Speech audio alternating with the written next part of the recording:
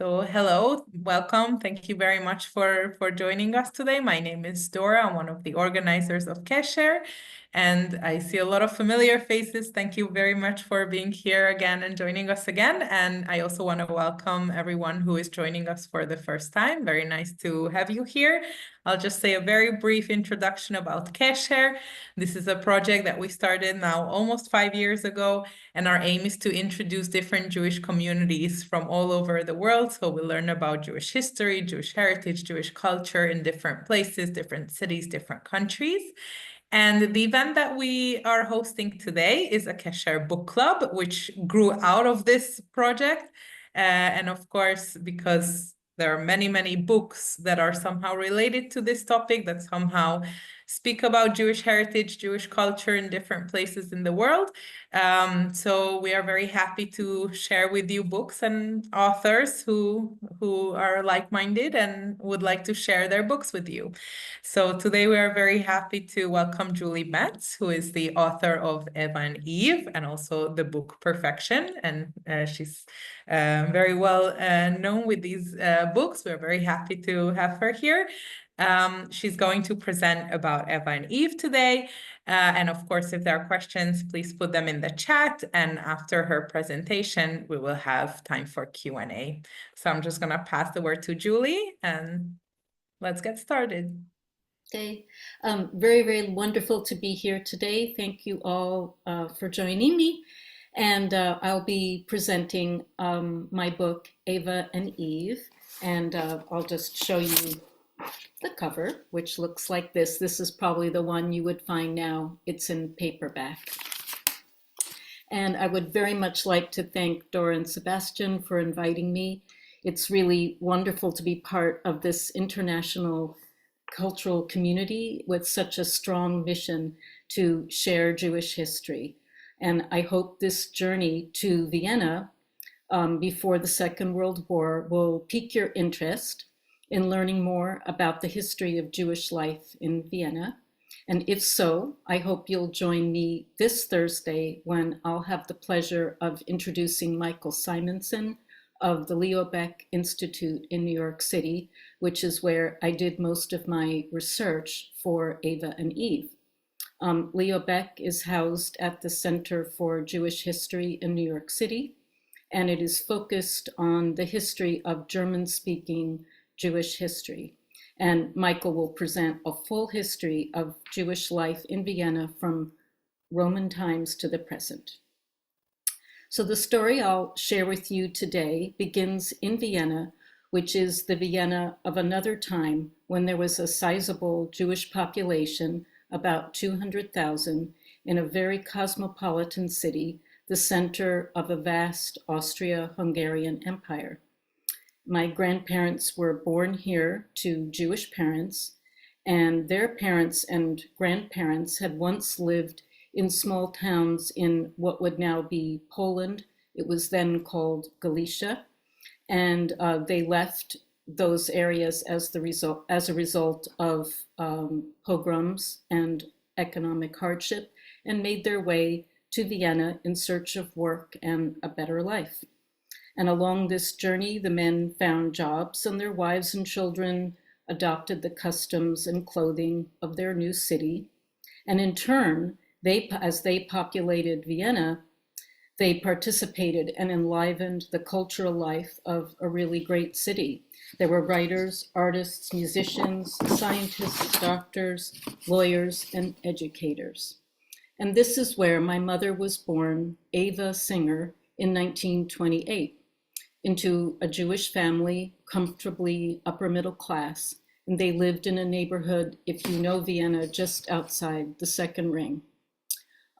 The origin of the title of my book is that she was born Eva, and when my mother came to the United States and became a US citizen in 1947, she decided to Americanize her name to Eve. And for me, the title of my book suggests her two lives, which were before and after, which very much represents an immigrant experience shared by so many refugees. So now I'd like to start a a PowerPoint that I've made for you all to share some of the images that appear in the book and that I hope will enhance the experience of reading. So we can go, this is that presents the hardcover and the paperback editions of the book.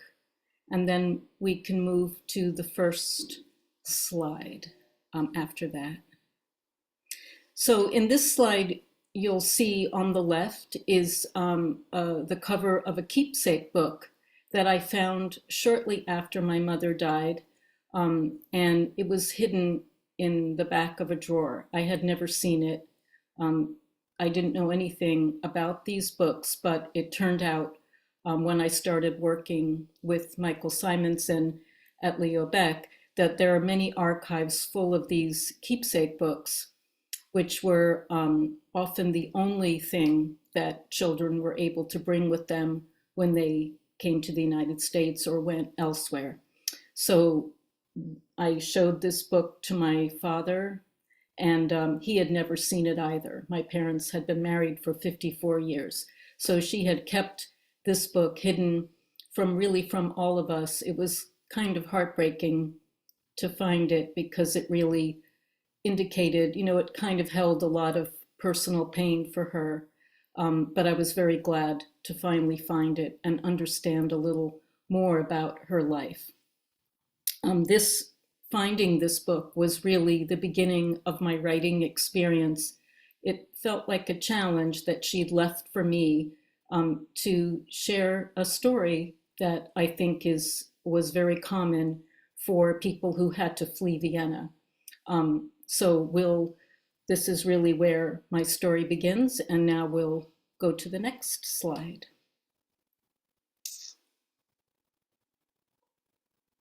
Oh, we could move, yeah. So here we'll share a little bit about what Vienna was like before the war. As I mentioned, it was a very vibrant center for art and music and literature and science. And it was really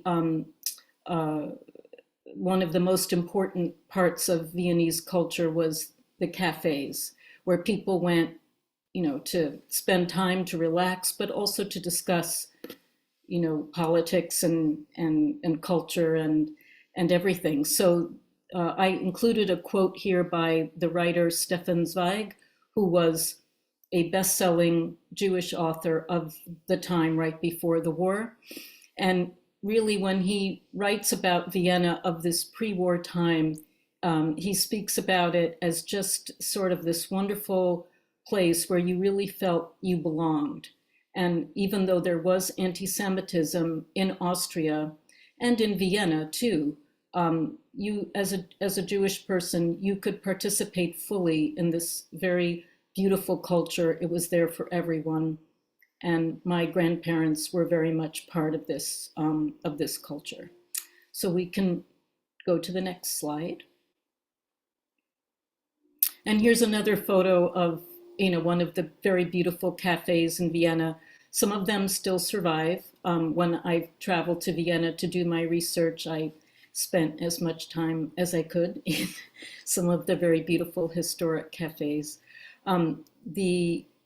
My family then, after my great-grandparents moved to Vienna and my grandparents then were born, some of the families left the Jewish quarter, which was called Leopoldstadt, and they moved into other areas of the city. My grandparents were relocated to this area that was just outside the second ring. And it wasn't really an especially Jewish neighborhood, but the building itself had been constructed and owned by a Jewish person. And that person ran a business that produced materials for the pharmaceutical industry. And that's where, in the end, my grandfather moved to be part of this business, and he also lived in that building. And this is where my mother was born. So one of the features of after the First World War, the Jewish population, well, Austria didn't really exist as a republic until after the First World War. And one of the tragedies was that because of the terms of the Versailles Treaty, many Austrians felt that they had been punished very severely by the terms of this treaty, and there was a lot of resentment after the First World War. And this, of course, as we know from history, led quite directly to the rise of fascism in Austria. So on the left here, you'll see this is a letterhead that I found at a pharmaceutical museum. Who knew that such a thing existed? But I found it. It's in Croatia. And the museum director sent that to me. And this was the name of the company. This was their old letterhead from, probably this invoice, I believe, was dated 1930. And the building that you see in the front is the building where my mother grew up.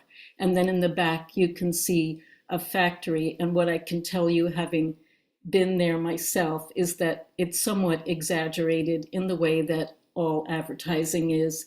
The factory is not that big and there are no smokestacks. But so I thought it was very interesting when I found it that it was itself a piece of advertising for the company. But of course, in those days, a smokestack indicated progress. And so that was really what it was about. What they made was a piece of packaging for the pharmaceutical industry. And we'll go to the next slide and I'll be able to explain it a bit better as we move on. On the left is my very beautiful grandmother. She had worked at the factory for my grandfather as his secretary, and then they married.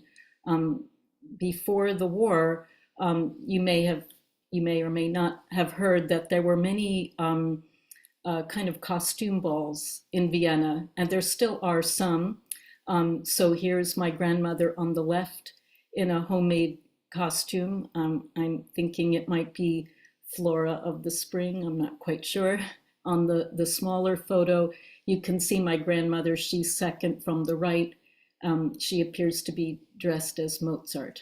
And the men are her brothers. So this was, people just had a very fun time before the war and very much participated in all these events that were very Viennese.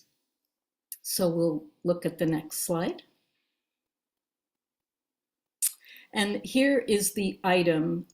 The company produced all kinds of labels and packaging, but this item, my mother would tell me about it when I was a child, but because I'd never seen it, I had no idea really, I had no image in my mind. And it wasn't really until I saw the item for myself that I really had a sense of what it was. So you can see it on the left in that small photo. It was a series of folded pieces of paper, and then the pharmacist could hold it, spread it out like a fan. You see that in the small photo on the right side. And then at that time, medicine wasn't available in pill form, it was powdered. And so the pharmacist would put a dose into each of these little pouches and then give that to the customer. And during the war, of course, once World War II began, metal was being rationed. And so this very humble object made of paper was suddenly very important. My mother would say that this item itself saved my grandfather from being deported. He was arrested at one point and then was returned back to the factory.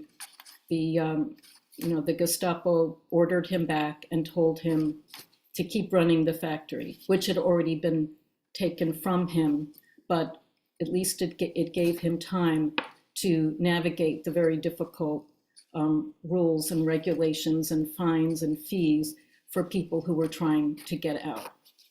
So we'll look at the next slide. Oops. And here it is a close-up. This is my artistic photograph of a current version of this item. It is still being manufactured in a small factory in Vienna. I was able to see it for myself. And, I have some at home, but it's being used still for the homeopathy industry. They still dose medicine in powder, so it's still alive. Another aspect of life in Austria is that at that time was a great connection to the out of doors. My grandfather was a very avid mountain hiker. On the left, you can see a photograph of him with his best friend. They're hiking in an area called the Hohewand. I hope I'm pronouncing that properly. My grandfather at the time was 53 in this photo, and that is him on the lower, at the bottom. He's just got his feet on the ladder there, carrying a rucksack. He never went anywhere without a walking stick, so somehow he was climbing this mountain with his walking stick. On the right, you can see their membership in the Jewish mountain climbing club. So it was called the Alpinverein Donauland, and it was formed after the main Austrian mountain climbing club ejected all of its Jewish members. And in this one, you can see that it's stamped 1938, January. So at that time, in January 1938, the Jewish population of Vienna really had no idea what was coming. The family renewed their membership, imagining that life would continue, even though there were rumblings of what was coming. Perhaps Germany was already obviously under Hitler's rule, but the idea, there was definitely a feeling that life would continue as it had been. And then, of course, everything changed, as we'll see. So in the next slide, you can see this was the life of a very comfortable upper middle class family. On the far left, you see my grandparents with my Uncle Fritz. He was the firstborn. In the middle is my mother. I think she looks to be about 2 or 3 at the time. And then on the far right, one of the many annual photos that were my grandmother would arrange to be taken of her children, all dressed up, of course, and looking their very best. So we can go to the next one. And this photo here, which it's dated January 1938 on the back, you can see my mother is wearing, she was about 9 years old at the time. She's wearing kind of this Austrian dress. So this was very typical. The population, the Jewish population in Austria was, felt very integrated. They felt Viennese and Austrian, and they very much were proud of being part of this country. It appears to have been taken at home. And, you just see a very happy, comfortable child who's very loved. And then 2 months later, everything changed when Hitler and his Nazi troops marched into Vienna on March 11th. And we'll go to the next one. The Anschluss, it was called the Anschluss or the annexation, dissolved immediately, effective immediately, the independent country of Austria. Later, Austria tried to kind of reject responsibility for their role in what happened in the next years, and they tried to portray themselves as victims of Germany and Hitler. However, photographic documentation shows that this was completely untrue. In fact, they were welcomed, as you can see in this photo. Hitler marched into Vienna and was welcomed with, crowds and crowds of people. So it was very much, it satisfied, I think, a lot of Austrians' desire to reunify the German-speaking countries. So they were very much welcome. Immediately, of course, Jews understood that they had to get out, and that they started making efforts to do that immediately. But Adolf Eichmann, who had been installed in Vienna, was, they instituted many rules and regulations which made emigration difficult, degrading, and extremely costly. And not everybody had enough funds to satisfy these requirements. So we'll go to the next one. As it happened, the first roundups were of so-called celebrity Jews, and this included the leaders of the Jewish community. And one of them was a man named Jacob Ehrlich. And as it happened, by coincidence, he happened to live with his wife and son in the very same building where my mother and her parents and siblings lived. So Ehrlich was deported to Dachau concentration camp and killed there in very early in April of 1938.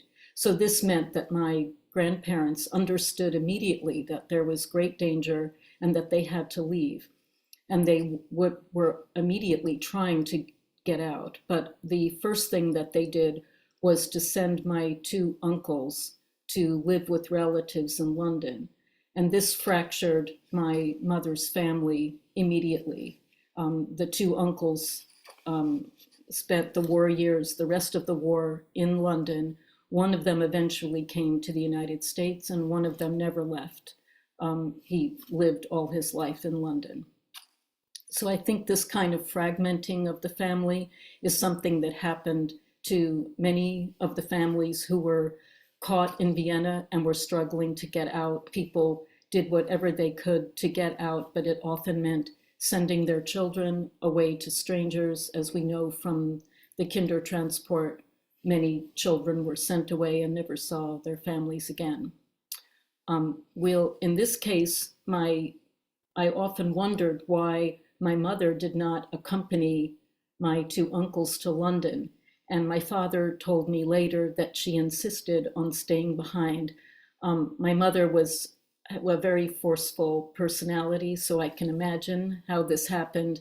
But I think she felt that if she left with my uncles, that my grandparents would be alone and that, in fact, she might not see them again. Instead, she stayed behind, and I think this helped motivate my grandfather in really struggling to get out of the country and in just persevering as he did. We'll go to the next one. So as we know from history, Jews were rounded up, they were beaten, forced to scrub streets. My mother said she witnessed this right outside the window of her house. And then in September of 1938, as I mentioned earlier, my grandfather was arrested, detained for some days, and then released. And this was thanks to the intervention of his workers at the paper goods factory. Many of them were not Jewish. So at that point, he was returned to the factory. He was told to keep running it, even though the business had already been taken from him. And then the next task, of course, was to get passports and then a visa. And of course, at this time, America had extremely restrictive immigration policy. This is thanks to laws that had been passed in the 1920s. It was almost impossible to get to the United States. But this was really, it bought him at least a little bit of time to navigate it. At one point, they considered all kinds of options, which included going to Argentina, where many Jews did escape during the war. But they kept on trying to get to America, where they did have relatives. And then we'll go to the next one. After the incident of my grandfather's arrest came Kristallnacht, which was the night of broken glass. And during this event, most of the synagogues that remained in Vienna were vandalized and destroyed and set afire. And also many businesses, as you see from the photograph on the lower right, were vandalized and closed. And this really, of course, changed the climate of Vienna for good, because so many of these cafes had been Jewish owned, and now they were all closed. And this the restrictions then became worse, and it was harder and harder to get out. And we'll go to the next one.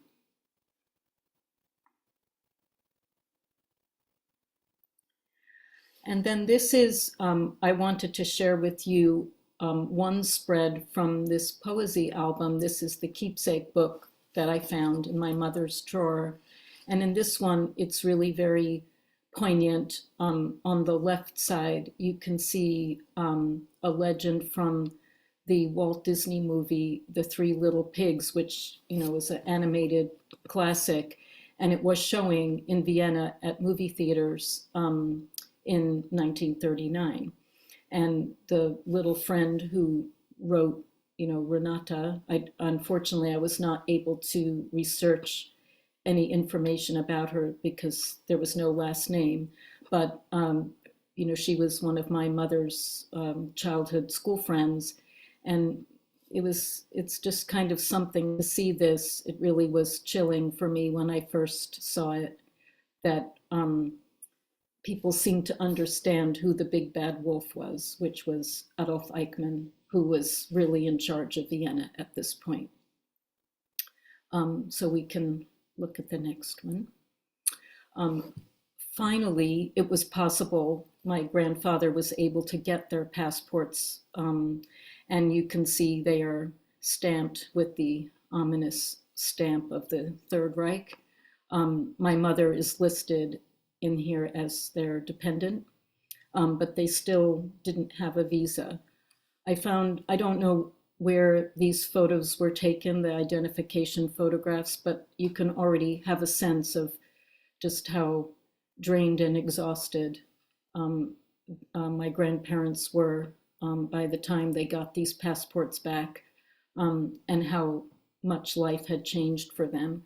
But I also noted how much care they took in their appearance, that it was very important for them to maintain their dignity, even in circumstances that were really so degrading. And then, of course, the big challenge was how to get a visa to the United States. So we'll look at the next one. And so what I had noticed when my mother kept these passports, they were always in a drawer with her jewelry. And sometimes when I was a child, I would open the drawer and look through the passports. And they were kind of always this frightening object for me. It was kind of like they were toxic in a way. But once I started doing the research for my book, I took a closer look, and I saw that I identified the name of the person who had granted the visa, and I became very curious about who this person was. So I researched his family, and it turned out he was named Donald Winchester Brown. He was the son of a very wealthy family in New York. If any of you know Brown Harris Stevens, the real estate company, it is that same family. He went to Harvard, and on the photo on the far left, you see him with his friends. He's on the left side. And as it turned out, when I first started researching him, I just Googled his name, and the very first hit was the American Mountain Climbing Club. And I swear I nearly fell off my chair because I felt immediately that there was some connection to, because of this love of mountain climbing, that there was some connection that had made it possible for my grandparents to get their visa.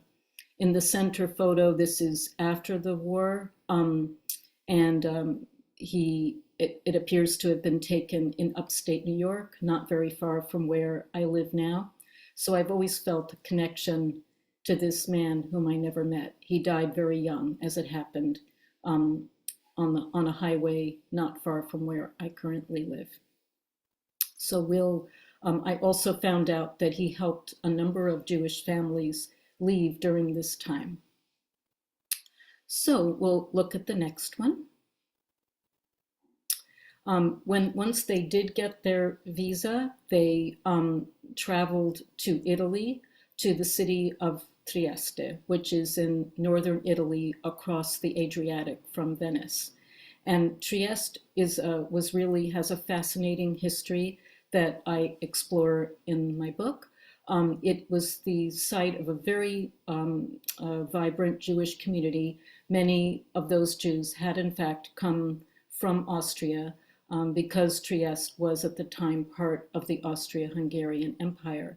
And they had a thriving community, and that community supported the exodus of thousands and thousands of Jews who left before the war and up until 1940, which was then when the borders closed and you could no longer get out of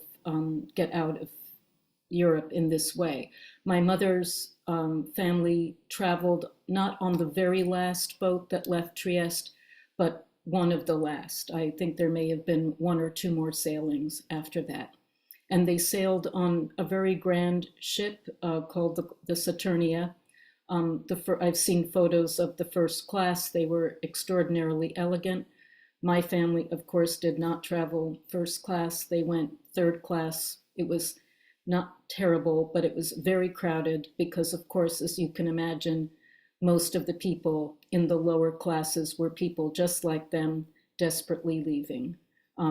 I was able to get hold of the captain's log for this journey, and you really get a sense of just what life was like aboard this ship and just how difficult it was for all these people who were leaving their home countries forever and had really no idea quite what to expect on the other end.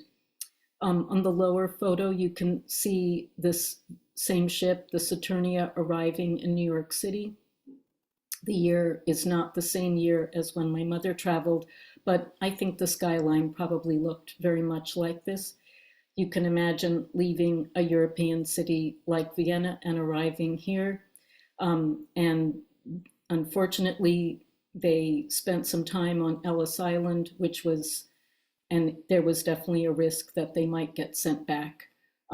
Fortunately, that did not happen, and so they were able to make a new life in New York City, which is where I was born and raised. And we'll look at the next one. And here they traveled with, I think they were able to ship a few items of furniture ahead of time, but what they traveled with on this ship were two trunks, one of which survived in one of my parents' closets for many years. And on the lower right, you can see the label that was on the trunk, signed by my grandfather. On the left are a few items that came in this trunk. They couldn't bring very much, as you can imagine, but what they brought was, my grandfather brought his compass that he had used on so many mountain climbing trips. On the lower right are his camping utensils that I just love and keep near me because they just feel so unique and special. A piece of beautiful costume jewelry that belonged to my grandmother. And then on the upper right, you can see a few items that were my mother's pieces of jewelry and her, sort of just the few personal items that she was able to bring with her. And we'll look at the next one. And so now they were in the United States. They were new Americans. I've always loved this photo. They look really so fresh off the boat, as we say in English, still dressed in their European style clothing. And this photo was taken at the World's Fair, the Ford Pavilion at the World's Fair in New York City, sometime during the summer or autumn of 1940.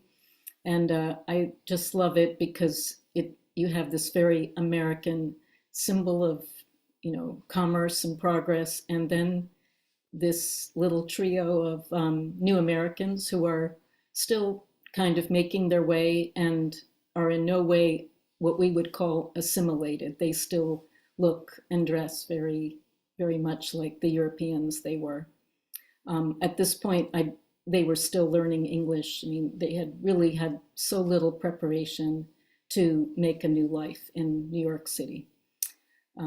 We can look at the next one. But a few short years later, as you can see, things were very different. My mother is on the left, looking quite glamorous, perched on top of a car in Florida while she was visiting relatives. So by this time, all the relatives who were able to get out had arrived in America, but they dispersed to different places. Some were in Florida, some were in Detroit, and there was continuous movement. But my mother remained with her parents in New York City, and but here she was visiting some cousins. And then meanwhile, on the lower right, you can see my father, who in fact fought in World War II. He is still living. He is 99 years old, kind of amazing. And then a photo that was taken by a friend shortly after my parents met. I just love this photo because you can sort of see that they were goofballs and that they, it was sort of young love in 1947. So we'll look at the next one. And then this is the last slide. And my mother and father both went to work at Simon & Schuster Publishers. It's one of the major publishing companies in the United States. In fact, it was always Jewish owned. And I think that they were very comfortable working at this company because it was Jewish owned. Interestingly, I think this photo, they were taken both sometime during the 1960s. My mother became an art director. My father was also an art director. And it's been interesting to me that they ended up in careers of paper and ink and printing, and the same as I have. So this is where, it's sort of a full circle, which I like very much. And we can look at the last slide. And then here's just further information. If anyone would like to reach out, you can feel free. You can find me on Instagram and on my website. And I also write weekly essays on Substack. The title of my Substack is called Consider the Spider. I explain why on the Substack I chose this title, but it ranges widely. But I often include stories about my family as part of the Substack. So thank you so much, and I'd like to answer any questions that people might have. Thank you so much, Julie. Thank you for sharing your family story with us. And of course, thank you everyone for being here. We're going to now get into questions. And I just want to tell you that all this information that Julie showed in the last slide, you will receive it tomorrow in a follow-up email along with the recording of this talk, and also the information about the talk on Thursday, which will be about Jewish Vienna. So let me just check if there are any questions.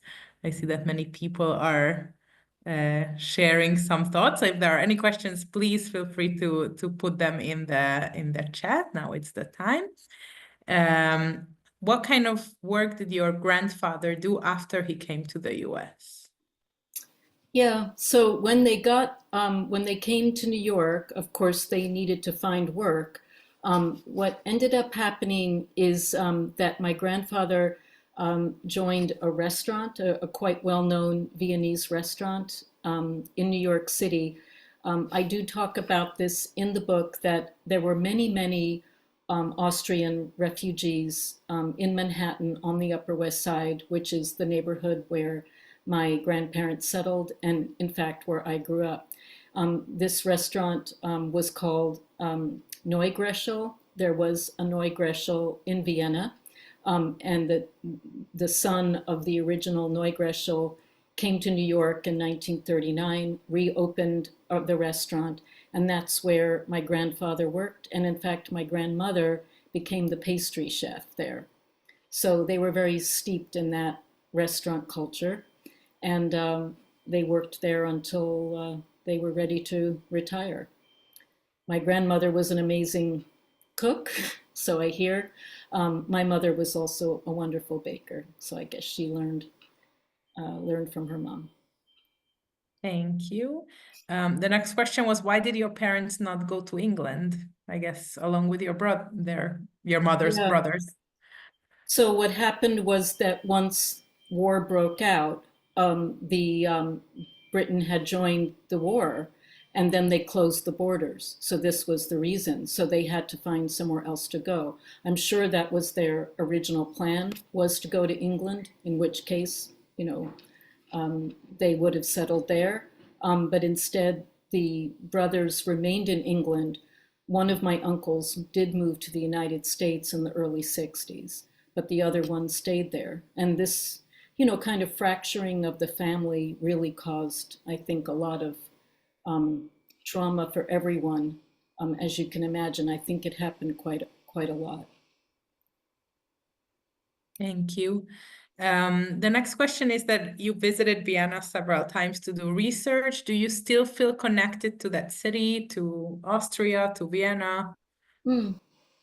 Well, the first time I went there, I was a college student, and I really did feel, um, I won't say unwelcome, but I really felt very uneasy.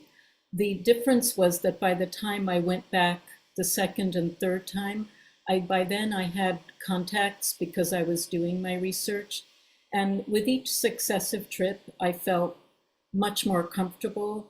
And it's not my city, it's not my home, but I really like Vienna, and it's very beautiful. It's quite progressive in its housing policies, and even though the Austria as a country is quite conservative, Vienna is quite cool, I will say. So I do feel connected, and one of the things that's happened in the recent years is that my brother and I were able to apply for dual citizenship. I very much hope that more children of Holocaust survivors will apply for citizenship because it's a way of restoring the Jewish population to Vienna. It's really quite small now, only about 10,000 people. So now that I'm a citizen, I am a dual Austrian citizen. So I do feel, whole, kind of made whole. So I will be going back at some point in the next years as a Thank tourist, I you. think. Yeah. Were your parents helped by any Jewish charities or by their sons who had left earlier? Oh, sorry, can you repeat that? Were I guess, your grandparents helped by any Jewish charities or their sons who had left earlier? Yes. So the answer is yes. There were organizations in England that helped immigrants. There were definitely a lot of organizations that helped immigrants arriving in the United States. I know that my grandmother was trying to get one of her brothers who was still in Vienna, trying to get him out, and she was working with such an agency. And then, unfortunately, this brother was arrested with his wife and child.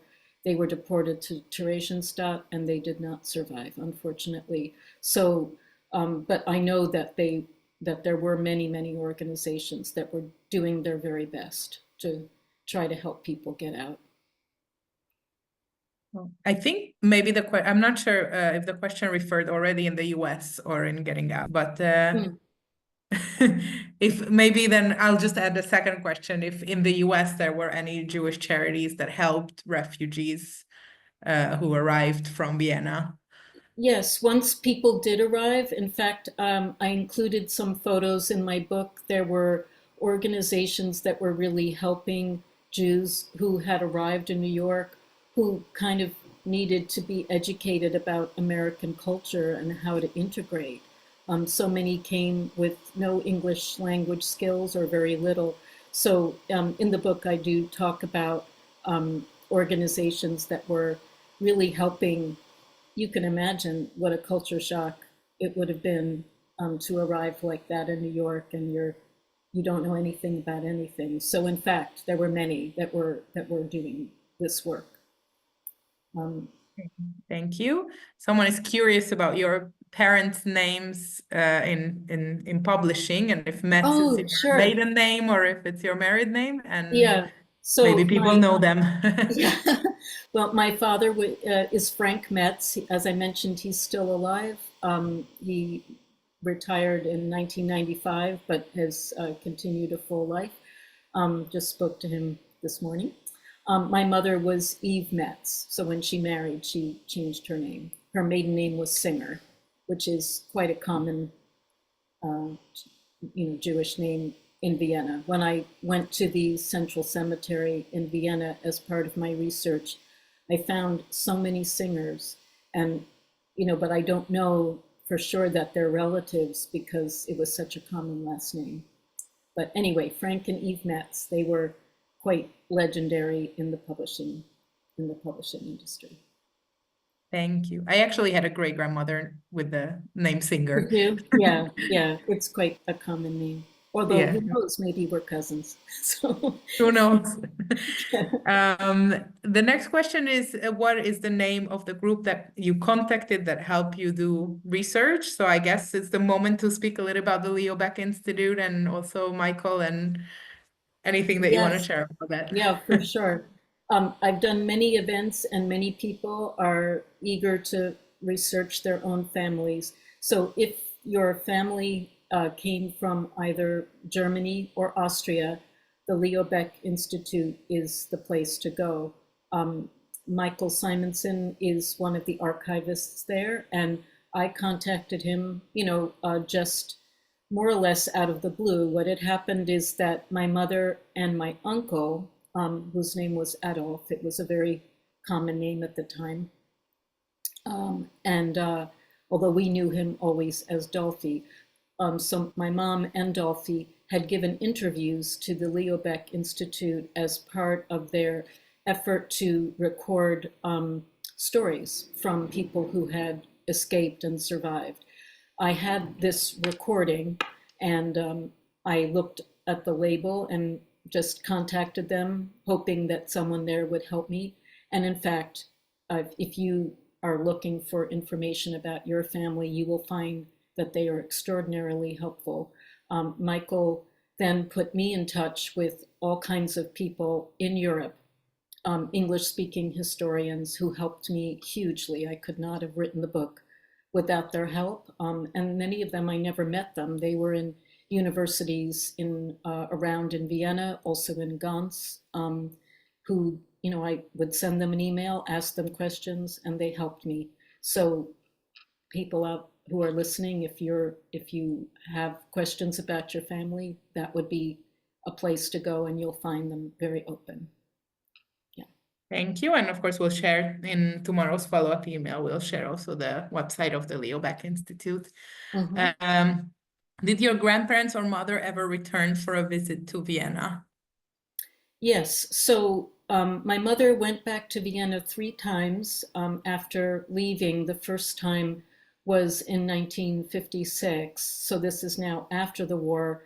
My mother didn't speak very much about this trip. I just heard a little, but when I did speak to my dad, who has a wonderful memory for details about everything, he described this trip, and he said they arrived in Vienna, and the first thing my mother did was take him to a cafe to experience Viennese coffee culture. So then they went back again 2 more times. And, I think for my mom, it was always very hard. I think she retained, a kind of anguish and even bitterness about the way that her family had been treated. At the same time, I think she had a great nostalgia for this life that she'd lived before the war, a really kind of a charmed life that they'd had as a family. So very complicated and emotional, as you can imagine. But yeah, she was able to return. She was never able to return to her home, though. So I've been back to um, the actual house where she grew up. And I would say, without wanting to reveal too much, a turning point in the book is really when I made contact with someone who occupied a space in the building. And that's really when everything kind of opened up in the book that I was writing. So I'll leave that to you to discover. Thank you. There was a question about what you have to show to become an Austrian citizen, or maybe other people in the audience who have Yes. ancestry. Do you have to be from Austria or from the Austrian Empire? Or how did it work? So you would have to be from Austria.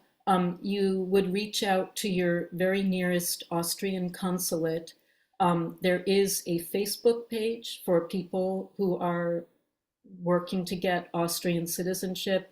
I will try to find the name of that if anyone wants to reach out, or I'll send that directly to Dora and Sebastian. It does involve a lot of paperwork, but I encourage you to persevere. The people who are receiving this dual citizenship, you would have to have some kind of documentation of why your grandparents or parents or whoever left Austria. It is an effort at restitution, so it's very much geared toward the children of survivors. But the Austrian consulate is going to be the place to help you with that. But again, I'll try to get the name of that Facebook page where you will find thousands of people who are doing the same and looking for information and have many questions. I used that Facebook page a lot while we were going through this process. So. Thank you. And do you have any family left in Austria? I do not. Anyone who did not get out by April of 1940, the family that was left behind did not survive. So all the people who got out, as I mentioned, they kind of dispersed around the country from both sides of the family. That is the Singer side, and then also my grandmother's side of the family. Their last name was Nichtern. Sometimes it's Nocturne, Nichtern, the spelling kind of changed a bit. So I have relatives around and about North Carolina, Detroit, people went all over. So Thank what you. happened. Yeah. And someone asked, reflecting still on the Austrian citizenship, that what are the benefits? Why do you think it's a good thing to take it if you can, or what did it give you? For me, I mean, it means personally that I could go live in Europe for extended periods of time. I don't need a visa. I'm an EU citizen. It's an EU passport. So if you have any thoughts ever of relocating and or spending more time in Europe, that might help you. For me, though, it was, and especially I think for my brother too, it's quite symbolic. As I mentioned, the pre-war Jewish population of Vienna was 200,000, and now it's only 10,000. If you get citizenship, you can also apply to become a voting citizen. And to me, this seems very vital for the future of Vienna and Austria to restore a Jewish population. So whether it's symbolic or practical, I do hope people will take advantage of it. It is long, lots of paperwork, as I mentioned, but usually the people, in my experience at the consulate, were very helpful. So you'll find somebody who will be there to help you out. Thank you. Other than meeting someone now living in your mother's family home, did you have any other aha moments on your trip to Vienna, or learn something new about your family during these years? Yeah, the research process, took many years of work, and there were many of these moments. And really they were the moments that made me feel more connected to my European heritage. And so I would say that was a lot of the story, is sort of finding these moments of connection. I had them both in Vienna and also in Trieste, where I went and spent time doing research, because I mentioned that I had found the captain's log for the crossing of the Saturnia that my mother took with her parents. And the people that I met in Trieste are just amazing. And it's a really, it's a very small Jewish community now. Very tragically, if you know anything about the history of what happened in 1943, really the Jewish community of Trieste was just decimated very, very quickly, unfortunately. And as soon as the Italian government surrendered, the Nazis swooped in to take Trieste, which was a very valuable port. And so they captured it. And then the Jewish population was really destroyed. The people that I've met there are just wonderful people who run the Museum of Jewish Heritage there. And I think about them a lot, and it's a beautiful city. I encourage people to go there if you have not been. Really kind of amazing place. So maybe you'll do a Thank you talk so much. on Trieste someday. Yeah. Yeah. Thank you so much, Julie. Thank you, everyone, for being here and asking questions and writing comments. We hope that many of you will decide to read Julie's book. Of course, as I mentioned earlier, we will share tomorrow both the links of this presentation and also where you can buy the book. And also we will share about the Leo Baeck Institute. And I just want to emphasize again that on Thursday we will have a talk which will focus on the history and culture of Jews of Vienna, which will be given by Michael Simonson, who Julie already mentioned. He's from the Leo Baeck Institute. So if you want to learn directly from him, with an introduction by Julie, so you can see Julie again on Thursday, then we hope you can join us also for this event. So we will close for today. I'll just pass some closing words back to Julie, and thank you everyone for joining us today. Yeah, thank you so much for having me here. It's really been a pleasure. And again, I encourage anyone to find me on social media.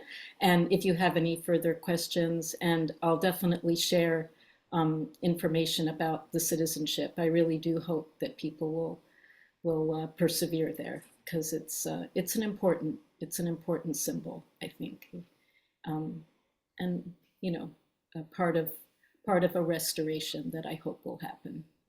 So, thank you again. Thank you so much, Julie. Thank you, everyone. And we wish you a wonderful rest of the day. And we hope to see you soon again.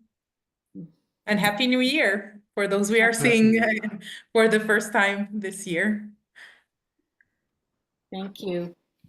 Thank you. Bye, everyone. Thank you for joining. Bye-bye.